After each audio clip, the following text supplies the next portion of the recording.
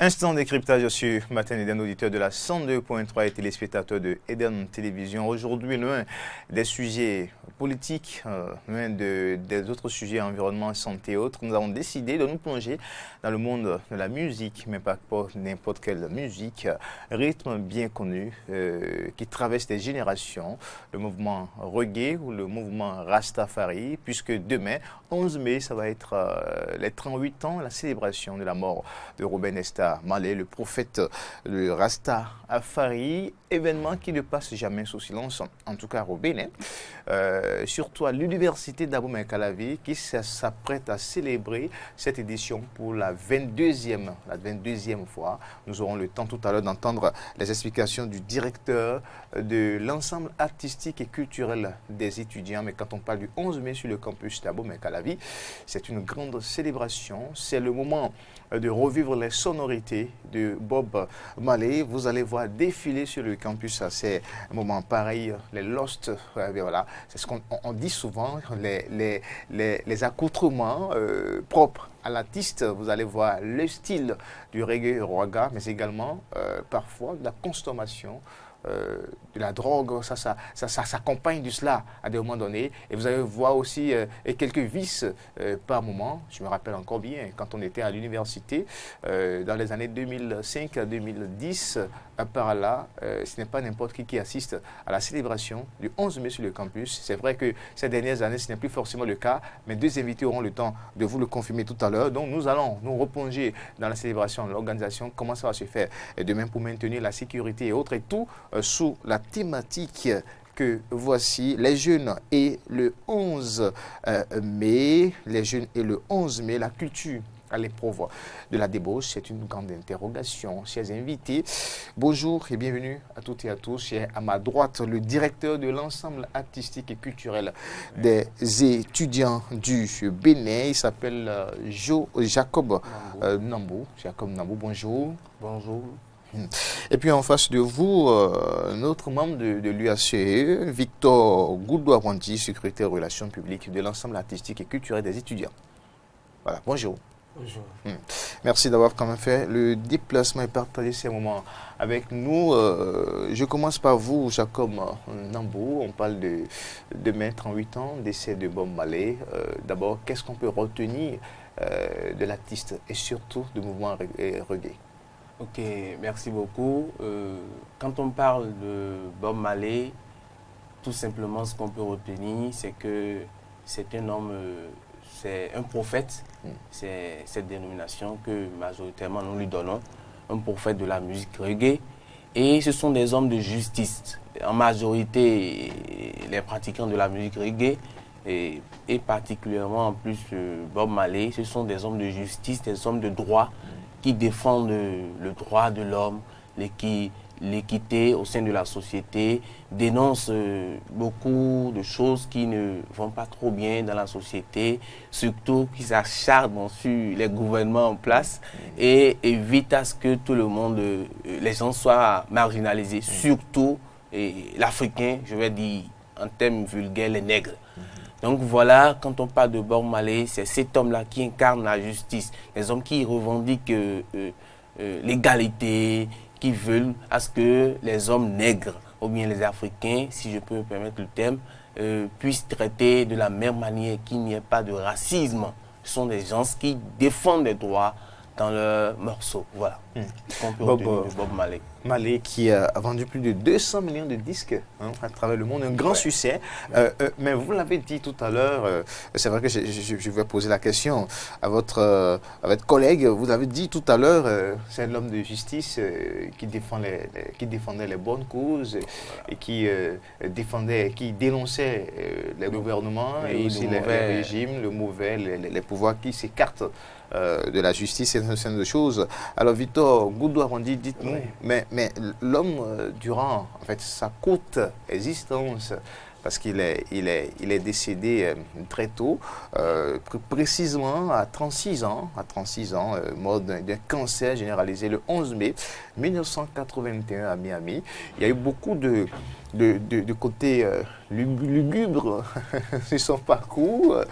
Quand on parle on évoque Bob Marley aujourd'hui, c'est vrai, on voit le reggae, le raga, le rastafari et tout. Mais ses vices aussi, le prophète, puisque vous parlez du prophète, l'homme de justice, mais il y a eu quand même dans sa vie beaucoup de vices, la consommation, de ce que vous savez. Exactement. Est-ce que reste-t-il réellement un modèle à célébrer autant comme le fait? Je pense que c'est une question qui mérite d'être posée, mais tout dépend de la position dont on se place.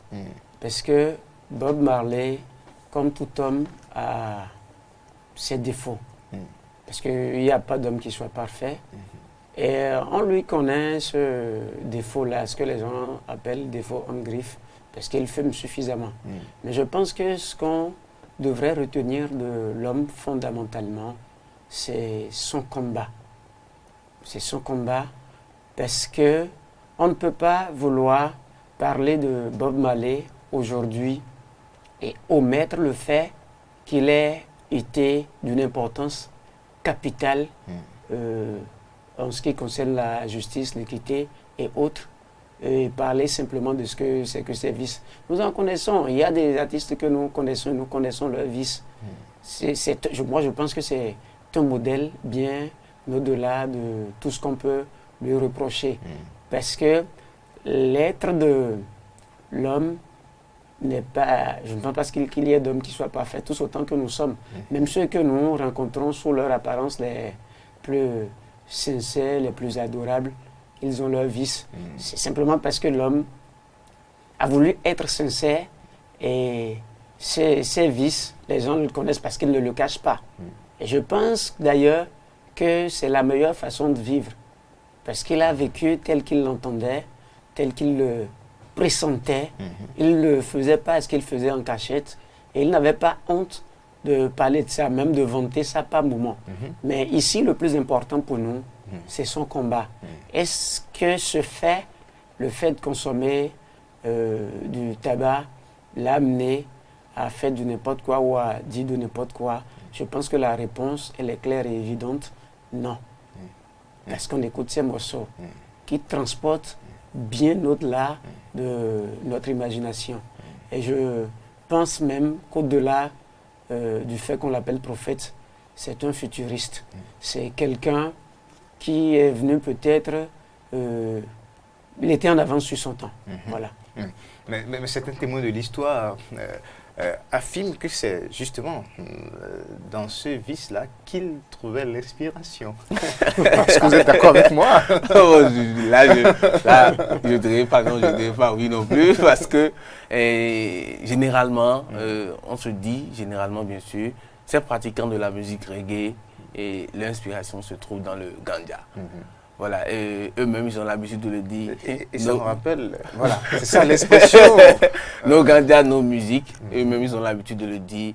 Et c'est vrai, peut-être que l'inspiration se trouve là. Je ne suis pas musicien, je n'ai jamais, je ne suis pas de l'orchestre, les casseurs, mais je peux dire, il peut ne pas avoir le ganja, mais la musique peut demeurer.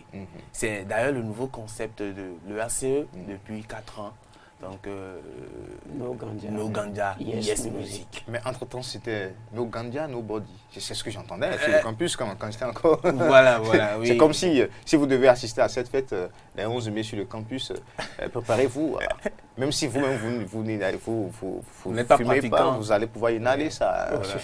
Alors, aujourd'hui, à l'EACE, on est à la 22e édition. Bien cela. Quelle est l'histoire? Pourquoi la célébration des 11 mai sur le campus? Ok, l'histoire de la célébration de Bob Marley sur le campus, précisément par l'orchestre Les Casseurs de l'EACE, vient du fait que je l'ai déjà abordé au début. L'EACE étant un club UNESCO universitaire pour la paix et à caractère culturel, 100% culturel et scientifique, et a trouvé avec ces talents de musicien qu'il y avait dans ce temps, je vais dire en 1997. Oui. Et c'était la première édition devant le restaurant universitaire. Et il n'y avait pas de fumée. Il n'y avait pas de fumée. Et j'avoue que je n'étais pas là. Mais d'année en année, nous avons les histoires. Voilà, il n'y avait pas de fumée. Et la première édition s'est faite comme ça. Pourquoi Ce sont les vieilles images. Voilà. Passé, oui. Oui. Mais pourquoi le HCE a instauré le 11 mai? Juste tout simplement pour rendre hommage à Bob Marley. Et l'hommage à Bob Marley que nous rendons, c'est la revendication des droits de l'homme, dont j'ai parlé, la justice, l'équité, voilà, la parité qu'il faut mettre dans les choses. C'est cet aspect-là, ce message de défense-là, que le HCE a voulu rendre hommage. Donc, alors, qui est celui-là qui défend la justice? C'est Bob Marley. Alors là, nous ne pouvons que rendre hommage à cet artiste-là qui défend les droits des Africains. Donc c'est à cela qu'est sorti le concept 11 mai, tout cru. Voilà, mais au fil des années, en tant qu'artiste, quand vous voulez interpréter quelqu'un, un artiste, il faut aussi se mettre dans la peau de l'artiste que vous interprétez. Voilà, donc en cela, le HCE est vraiment fort. On essaie d'imiter le maximum possible la voix, le comportement. Mais quand vous voyez les casseurs jouer, vous dites qu'ils sont déjà hors d'état d'esprit. Or, c'est faux. Donc, à l'UAS, on apprend tout ce qu'il faut pour être un bon artiste. Voilà, quand tu vois les casseurs interpréter, ils dansent, ils secouent la tête, et tu te dis, de loin, le gars là, non, il n'est pas en état. Au contraire, je peux vous assurer, je vous confirme que les casseurs de l'UAS ne sont pas des fumeurs, ne sont pas des tabagistes, ils ne prennent pas de la drogue, mais ils assurent le concert. Voilà, au départ, les 5 premières, comme j'ai reçu l'histoire, même les 10 premières éditions, c'était sans tabac. Mais la communauté estudiantine, en voulant accompagner l'hommage que le HCE rend à Bob Marley, a pris le mauvais côté, qu'est le tabac, parce qu'ils disent nos ganja, nos musiques. Donc, à la musique du reggae que fait le HCE, la communauté estudiantine a ajouté le tabac. C'est à ce niveau-là que la mauvaise étiquette a été collée au 11 mai. Jusqu'au point où, sur l'université Abou Ben Calavi, nous avons commencé par rencontrer des difficultés d'organisation parce que les responsables à divers niveaux du campus ont commencé par être dépassés, vraiment pouvoir accompagner, pouvoir porter leur soutien, ne serait-ce que matériel ou bien moral, voilà, de l'événement, et ont voulu même que nous arrêtions. Voilà, c'est là qu'est né le concept Journée de la conscience africaine avec l'étiquette 11 mai sans tabac. Donc, sur 22 années, il y a eu, ça a été perpétué. Oui, chaque édition. Alors, on sait que les journées du 11 mai, même si ça a été revu, le concept a changé, la façon de célébrer Bob Marley les 11 mai, ça a changé sur le campus. Nous savons que les 11 mai restent quand même des journées à haut risque sur le campus parce que, entre-temps, je ne sais pas si c'est tout le cas, mais entre-temps, quand c'est 11 mai sur le campus, mais vous voyez tous les ghettomanes de Cotonou sur le campus avec des gestes, comportements déplaisants. Parfois, c'est difficile, ainsi que la toute dernière édition à laquelle j'ai assisté remonte à 2 ou 3 ans, en 2015. En 2015, nous avons constaté également que malgré le changement de ce concept, il y a eu quand même quelques dérives. Mais la fête continue et reste toujours une grande attraction dans la sous-région. Pourquoi autant d'attractions autour de 11 mai? Puisque nous avons rencontré des participants qui sont venus du Ghana, il y en a qui sont venus du Togo, il y en a qui sont de la France. Mais comment le HCE a pu réussir ce pari imposé malgré tout le côté pas tout à fait autour de ce spectacle? Il faut dire que le concept a été très bien trouvé. Parce qu'au départ, dès que ça a démarré, les gens étaient encore réticents. Mais la communauté universitaire, à l'époque, s'était véritablement enthousiasmée. Rien qu'à l'idée de pouvoir célébrer Bob Marley. Mais par la suite, au fil du temps, c'était le seul événement de la sous-région qui était véritablement grandeur nature. Et du coup, à entendre parler de ça, parce qu'il y avait aussi une forte capacité de communication autour, Donc tout le monde voulait savoir de quoi il s'agissait véritablement. Donc c'est ce qui a fait que ça a démarré par les Togolais, parce qu'ils sont à 2 pas d'ici, les Togolais qui venaient, les Nigérians, et puis de fil à aiguille, les gens viennent du Ghana. Même l'année passée, on a reçu des gens qui étaient venus de la France, parce qu'ils se disent, ça s'organise partout. Mais ce qui est bizarre chez vous, c'est à l'université, et ce sont les étudiants qui l'organisent. Et c'est là qu'il y a plus de monde, suffisamment de monde. Donc ils sont venus, ils se sont dit qu'ils allaient venir voir ce que ça donne, ce pourquoi les gens aimaient si tant assister à cette célébration-là. Je pense que tout est parti de là. Et pour ce que vous avez souligné par rapport au fait qu'il y ait toujours de difficultés, de petits soucis, je pense qu'on ne peut pas, c'est clair qu'on ne peut pas mettre fin à une situation du jour au lendemain. Mais le constat est clair aujourd'hui que tout ce qui est tabac et autres, ça diminue. C'est vrai qu'entre-temps, comme vous l'avez dit, il y a des gens qui prenaient d'assaut le campus avec leurs marchandises, ils venaient s'installer, et c'était comme ça, et c'était un peu comme, les gens se disaient, ce jour, nous avons la liberté, la possibilité de fumer autant qu'on veut, au vu et au su de tout le monde. Mais aujourd'hui, je pense qu'ils n'ont plus le courage de le faire. C'est compliqué, mais nous battons, nous mettons les petits plats dans les grands, comme on le dit, pour que ce soit véritablement une réussite. Aujourd'hui, les gens circulent mieux au cours du 11 mai. Oui. Entre-temps, c'était quasiment impossible. Pour les femmes, c'était beaucoup plus compliqué. Parce que quand tu entreprends de quitter le lieu du concert pour aller au Grand Portail, tu rencontres énormément de situations désastreuses. Des gens qui te piquent ton téléphone, tu parles, on te gifle. Mais aujourd'hui, ce n'est plus le cas. Parce que nous avons pris la situation en main, non seulement avec les forces de l'ordre, mais aussi avec les forces sécuritaires de l'université, les forces sécuritaires de la Fédération nationale des étudiants du Bénin. Donc ça se gère, et entre les forces de l'ordre sur le plan national et ceux universitaires, parce que ce sont eux qui sont là, qui maîtrisent ceux à même de pouvoir faire du désordre si c'est dans la maison. Donc du coup, c'est compliqué pour ceux qui viennent d'ailleurs maintenant de s'infiltrer dans les rangs. Et aussi le sommet du désordre. Aussi au portail, nous procédons aux vérifications des cartes étudiants ou des pièces d'identité nationale. Quelle est l'innovation de cette célébration, le directeur de l'UACE, l'innovation cette année? Oui, en parlant d'innovation cette année, nous pouvons dire qu'il y a beaucoup d'innovation autour pour cette 22e édition de l'UACE, dont 38e anniversaire. Je dirais que l'UACE, déjà depuis hier, a commencé devant les locaux de l'UACE avec beaucoup d'expositions d'objets d'art, de portraits, de Bob Marley, tout ce qui reflète la musique reggae à travers les couleurs vert, jaune, rouge.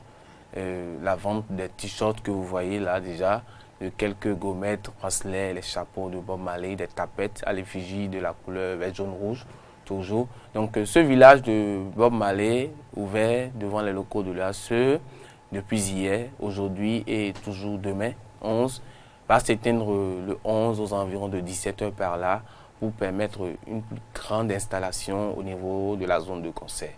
Voilà. À cela aussi, nous avons misé, comme on le dit, à des événements spéciaux, des choses un peu spéciales. Nous avons aussi misé sur le côté sécurité, comme il a déjà dit, je vais revenir à propos sur cela. Et aussi essayer de permettre aux camarades étudiants de bien vouloir vivre le concert, même depuis les cantines ou bien depuis les bâtiments. Nous sommes en train d'opter, si possible, d'avoir des LED pour pouvoir projeter directement le concert pour diminuer l'affluence au sein au niveau du podium, parce qu'il y a tout ça qui crée le désordre aussi. Et à côté, je profite de l'occasion pour annoncer la venue de Kwame Younas, qui serait aussi de la partie avec l'orchestre, parce que c'est un accompagnement C'est un accompagnement. Il a voulu être aux côtés de l'orchestre. Ça, c'est la surprise que je ne voulais pas faire sortir. Mais là, je la sors. Il va faire un remix des chansons de son père Jonas Pedro, le jour-là, mais en version remix reggae. Alors, je parlais surtout de l'innovation en matière de sensibilisation, de message que cette innovation porte. Vous aurez le temps de passer les commerciaux tout à l'heure pour le programme que vous avez, les autres détails que vous avez. D'accord. L'innovation en matière d'organisation, tout ça, je peux dire, l'accent a été mis surtout sur ce côté de sensibilisation. Ça, je l'avoue, on a mis beaucoup d'accent là-dessus. C'est le thème de la célébration? Parce que je sais que depuis plusieurs années, il y a des thèmes. Cette fois-ci, c'est les méfaits de la consommation du tabac et de la drogue. Les méfaits, les conséquences que cela apporte. C'est vrai que c'est l'instant de fumer, d'accompagner l'orchestre. Et là, je dirais que c'est à cause du professionnalisme de l'orchestre aussi qu'à chaque fois, il y a assez de monde. Pas forcément à cause du tabac. C'est vraiment. On se dit, il y a l'orchestre qui est là, qui va nous égayer. Maintenant, dès qu'on est égayé, on s'emporte. Voilà. Il y a ce côté-là, l'orchestre serait présent. Et avant de démarrer le concert, nous avons initié une communication de 20 à 30 minutes qui serait animée par des experts de la CNHUP, Jaco, je veux dire, qui ont accepté les méfaits du tabagisme. Les méfaits du tabagisme, de la consommation du tabac et de la drogue. Des psychologues, des psychiatres, des médecins spécialisés dans les troubles mentaux, voilà, ils vont essayer de nous entretenir. Pas seulement le moment de revivre le répertoire. Voilà, c'est pas seulement de revivre le répertoire, sensibiliser. Voilà, sensibiliser. On sait que c'est un rêve presque pas possible, mais on y croit. Depuis déjà 4 ans, nous avons commencé cette bataille-là, et d'année en année, ça porte le fruit. Et on espère vivement que après cette édition, nous aurons de bons témoignages de ces personnes-là qui ont des difficultés à croire en nous, à nous accompagner. Jacob Mambou, voilà, oui. Jacob Mambou, vous êtes le directeur de l'ensemble artistique et culturel des étudiants du Bénin. Et puis en face, c'est Victor Goudou-Arondi, c'est bien cela, oui. Secrétaire aux relations publiques de l'EACE. Voilà. Alors, mais aujourd'hui, qu'est-ce que la célébration du 11 mai apporte à la communauté universitaire? Citant que l'habitude, la tradition est perpétuée depuis 22 ans. Qu'est-ce que ça apporte concrètement à la jeunesse, à la communauté universitaire? Je commence par vous, Victor. Il faut dire, la célébration du 11 mai, la première des choses que ça apporte à la communauté universitaire, comme on peut s'y attendre, c'est de s'égayer d'abord à travers ce rythme qui est un rythme mythique, qui est un rythme pas comme les autres. Mais aussi et surtout, c'est pour ça que je reviens toujours à ce pourquoi les anciens de l'EACE ont initié ce concert, cette célébration. Aussi et surtout pour rappeler aux étudiants que le combat que nous menons, parce que les étudiants, surtout l'Université d'Abomey-Calavi, a toujours constitué un pôle central quand il s'agit des révolutions de toutes sortes, des changements de toutes sortes. C'est de là que l'impulsion vient quand il faut dénoncer des choses. Donc du coup, pour leur montrer qu'on n'est pas les seuls, il y a eu des gens qui ont fait avant nous et qui ont même été, enfin qui sont connus sur le plan mondial. Donc du coup, c'est de nobles combats, de s'inspirer beaucoup plus de lui. Parce qu'on n'a jamais vu Bob Marley, par exemple, se mettre à tout casser parce qu'il voulait revendiquer quelque chose, parce qu'il demandait à ce qu'il y ait équité, parce qu'il demandait à ce qu'il y ait justice.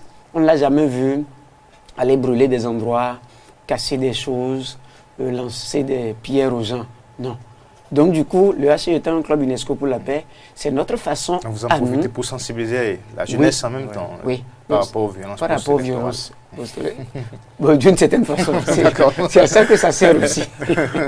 Donc c'est pour... Puisque c'est l'actualité. Oui, c'est l'actualité. Ouais. C'est pour ça que je rapporte ça à l'actualité. C'est pour dire clairement aux gens que Bob Marley, avec tout ce qu'on lui reproche, s'il n'a pas pu, lui, procéder par la violence, tout en faisant ses revendications, et qu'il ait réussi à chanter l'amour, à conscientiser les gens, à les ramener de cette façon, pourquoi pas nous?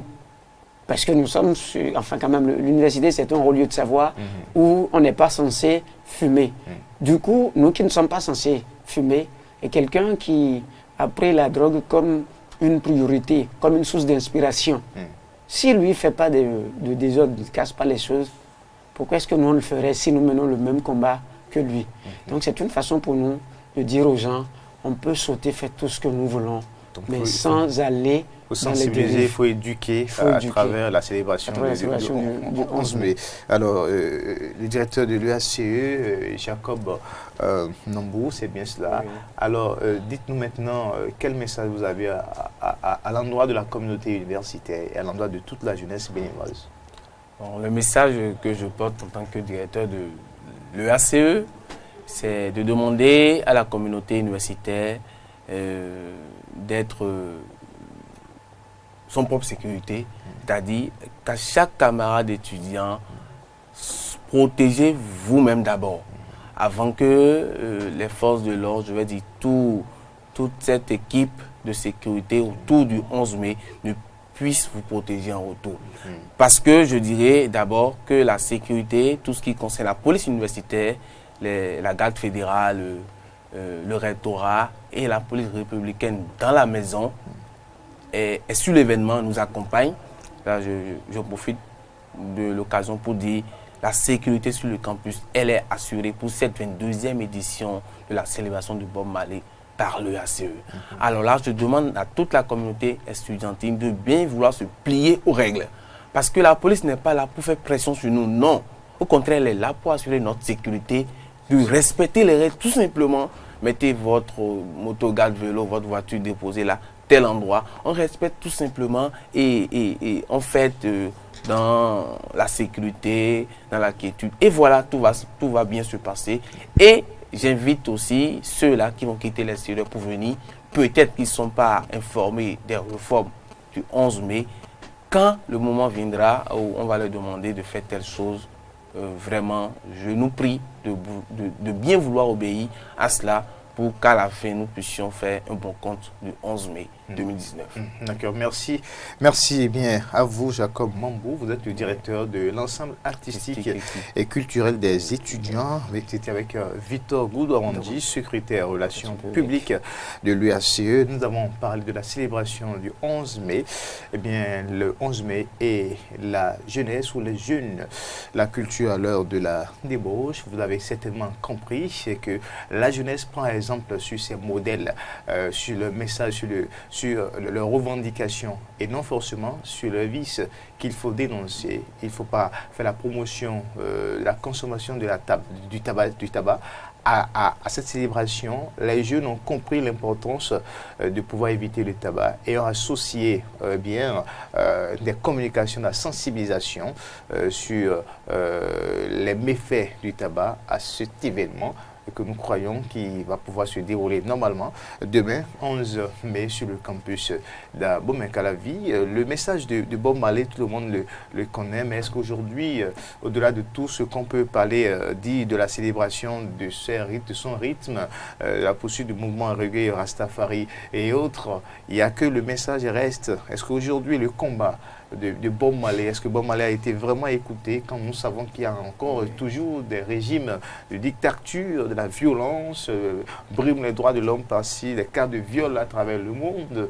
Alors, ce combat aurait servi à quoi concrètement? Pour une interrogation, nous aurons le temps de revenir là-dessus à d'autres occasions, pourquoi pas. Merci bien, cher ami. Vous allez certainement rejoindre l'université et nous espérons quand même que demain, nous serons peut-être de la Merci à vous et bien, bon retour à vous. Merci.